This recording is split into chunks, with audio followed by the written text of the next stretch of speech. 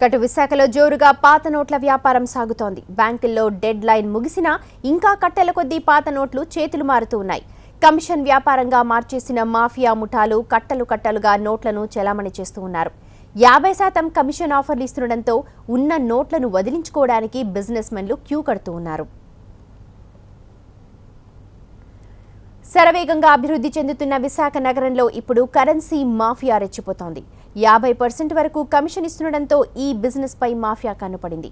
దీంతో కోట్లాది రూపాయల కరెన్సీ చేతులు మారుతోంది. విశాఖ టాస్లో కరెన్సీ ముఠాలు పట్టుబడ్డాయి.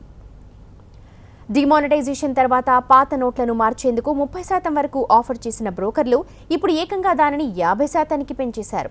RTC complex, MVP colony, Dwarakanagar పరిసర ప్రాంతాల్లో తిష్టవేసిన బ్రోకర్లు బ్లాక్ మనీ ఉన్న వాళ్లను టార్గెట్ చేస్తూ ఉన్నారు.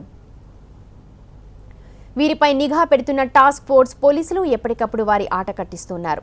తాజాగా విశాఖలో కట్టెల కొద్దీ పాత నోట్లను స్వాధీనం చేసుకున్నారు. 3 ముఠాల దగ్గర టాస్క్ ఫోర్స్ పోలీసులకు 33 లక్షల పాత నోట్లు పట్టుబడ్డాయి. వన్ టౌన్ పోలీసులు కూడా 4.5 లక్షల పాత నోట్లను స్వాధీనం చేసుకున్నారు. 2-3 సార్లు ఈవెన్ ఆఫ్టర్ డిమానిటైజేషన్ కూడా జనవరి 30 పట్టుకున్నాము. 3 కేసులు పట్టుకున్నాము.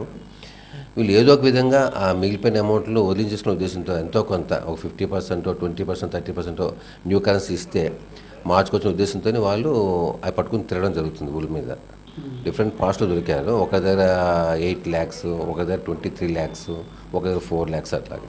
వైపులో కూడాను ఇది సీక్రెట్ జరిగే ఆపరేషనే.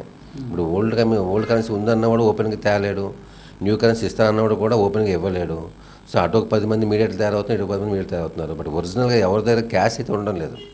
ఈ మీడియాస్ తలక హాల్ చేయలేకపోతుంది, వాళ్ళ దగ్గర హంగామా తప్ప.